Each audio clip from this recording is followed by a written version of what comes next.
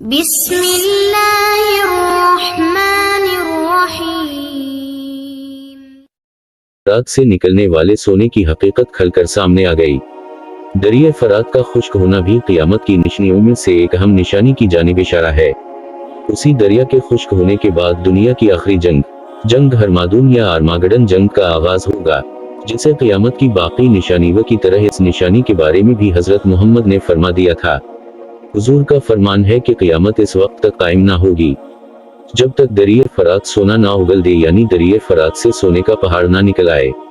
اس سونے کی وجہ سے ایک خوفناک جنگ چھڑے گی جس میں 100 سے 99 شخص مارے جائیں گے، جبکہ ہر شخص کی یہ سوچ ہوگی میں اس جنگ سے سالم نکل کر اس سونے کو حاصل کر لوں گا۔ ایک اور روایت میں بھی بیان ہوا کہ دریائے فرات خشک ہو کر سونے کے پہاڑ کو ظاہر کر دے گا، لہذا اس موقع پر کوئی شخص بھی موجود ہو اس میں سے کچھ بھی نہ لے۔ اس اہم حدیث میں قیامت کے قریب دراصل اس اہم ترین نشانی کی پیشن گوئی کی گئی ہے۔ یہ دریائے فرات کے اس وقت کے عروج کا زمانہ تھا جب یہ اپنی پوری شان و شوکت سے بہتا تھا۔ اس دریا کے بہاؤ کو دیکھتے ہوئے کسی بندے کے وہم گمان میں بھی نہیں تھا کہ یہ دریا یعنی دریائے فرات بھی کبھی خشک ہوگا، اور خشک ہونے کے بعد ایسے لوگوں کو ایک ایسی آزمائش میں ڈال دے گا جن کی دل میں مال و زر کی محبت ہوگی۔ اس آزمائش میں پڑنے والے وہ لوگ ہوں گے جو دنیاوی دولت کے پجاری ہو گئے، جبکہ ان میں ایک گروہ ایسا بھی ہوگا جو رسول اللہ کی حدیث کے مطابق اس آزمائش سے دور رہیں گے۔ یہ آزمائش ان دو گروہوں میں فرق کو واضح کرنے والی ہوگی۔ فرات یعنی صاف پانی اس دریا کی شروعات ترکی سے ہوتی ہوئی شام عراق گلف سے جا ملتا ہے۔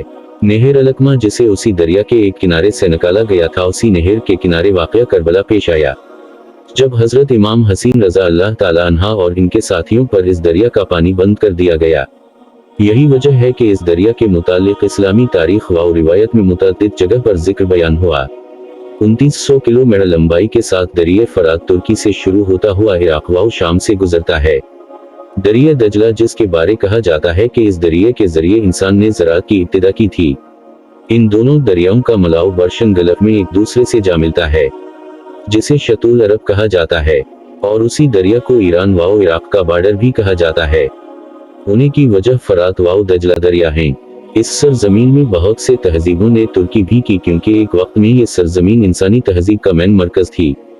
بابل کے قدیم دارالخلافہ کی بنیاد اسی دریا کے کنارے سے رکھی گئی ہے۔ بعض روایتوں میں دریائے فرات کے پانی کو پاک و فضلیت میں بیان کیا گیا کہ اس دریا کا پانی میں جنت کا پانی شامل ہے جو 7ویں آسمان پر موجود سدرہ المنتہی کی جڑوں سے نکل کر اس دریا میں شامل ہوتا ہے۔ بہرحال اس بات کو آج سائنس کے دور میں بھی ثابت کرنا مشکل ہے کہ یہ پانی 7ویں آسمان میں موجود بیری کے درخت کی جڑوں سے کیسے نکل کر اس دریا میں شامل ہو رہا ہے۔ اس بارے میں مالک کائنات ہی بہتر جانتا ہے۔ حال میں شائع ہونے والی دریائے فرات کے پانی کی مقدار کو ماپنے والے پلر کی تصویر کو سوشل میڈیا پر بہت پذیرائی ملی، جس میں دریائے فرات کے پانی کو خشک ہونے کی طرف اشارہ کرتے ہوئے سوشل میڈیا پر مختلف رائے شروع ہو چکی ہیں۔ کچھ لوگوں کے مطابق اس دریا سے ملنے والے تیل کو سمجھانے کے لیے سونے سے مشبقت دی گئی، اور کچھ کا خیال ہے کہ سچ میں دریا سے نکلنے والا سونے کا پہاڑ دریافت کر لیا گیا، شہرت حاصل کر لی جب کہا گیا عراق میں دجلہ کنارے 30,000 سالہ پرانی ایک بستی دریافت ہوئی ہے۔ اس پر ریسرچ کرنے والی ماہر آثار قدیمہ کے ٹیم کا کہنا تھا کہ اس بستی کا دورانیہ 1275 سے لے کر 1475 تک رہا، جسے ایک آنے والے شدید زلزلے نے زمین بوس کر ڈالا۔ دنیا کا سب سے پہلا اور قدیم شہر جسے میسوپوٹیمی بھی کہا جاتا ہے، یہ بابل کا قدیم شہر تھا جو اب کھنڈرات میں تبدیل ہو چکا ہے۔ 2 لاکھ سے زیادہ آبادی رکھنے والا یہ شہر بغداد سے 100 کلومیٹر کی دوری پر دریائے فرات کے کنارے آباد ہونے والا یہ انسانی تاریخ کا پہلا شہر تھا۔ اس شہر کا تذکرہ 4000 سال قبل مسیحی کی تحریروں میں بھی کیا گیا۔ دنیا میں جب پہلے قتل کا واقعہ یعنی حابیل و قابیل کا پیش آیا، اس وقت تورات کے مطابق حضرت آدم علیہ السلام بابل عراق کے علاقوں میں ہی رہتے تھے۔ حابیل کو قتل کرنے کے بعد قابیل اپنے اہل و عیال کے ساتھ بابل کے پہاڑوں میں جا چھپا، جس سے اس جگہ کا نام بابل پڑا، اور بابل کے معنی ہیں جدائی۔ حضرت ادریس علیہ السلام کے دور نبوت میں قابیل کے اولادوں نے بہت فساد برپا کر رکھا تھا، اور قابیل کی اولادوں نے پہاڑ سے نیچے اتر کر بھی فساد برپا کرنا شروع کر دیا۔ ان فسادی لوگوں کے ساتھ اس شر نے اپنے ساتھ ان نیک لوگوں کو بھی شامل کر لیا जो फसादी ना थे मगर हालात की वजह से इन्हें इस गिरोह में शामिल होना पड़ा। इस्लाम ने अल्लाह पाक से उन लोगों के बसने के लिए भी दरिया के किनारे शहर आबाद करने की दुआ की। दुआ कबूल हुई तो इन्हें बाबलियून शहर मिस्र में दरिया किनारे आबाद करने की इजाजत मिल गई। बाबलियून जसका मानी हुआ अच्छी फरकत या अच्छी जुदाई। इस शहर के तबाह होने के बाद अब हाल में जब इस दरिया से वो खंडरात दिखाई दिए तो लोगों ने उसे सोने के पहाड़ से तशबीह दी, मगर इस पहाड़ और रसूल अल्लाह की हदीस मुबारका का आपस में कोई ताल्लुक नहीं। हाँ, ये अलग बात है कि ये एक अहम व अलग खोज हो सकती है जिसे माहिरीन सोने के पहाड़ से तशबीह देते हैं। दरियाए फरात में पानी की सतह कम होने की एक वजह बनने वाले ये डैम भी हो सकते हैं जो तुर्किया और शाम ने ज्यादा तादाद में बना रखे हैं। इस दरिया पर बनने वाला पहला डैम 1970 में तुर्की ने शाम के बॉर्डर पर बनाया और उसका पानी मुकम्मल बंद करने की वजह से तुर्की और शाम का ये दरमियानी हिस्सा बिल्कुल खुश्क होने की वजह से ये कदीम शहर दरियाफ्त हो गया।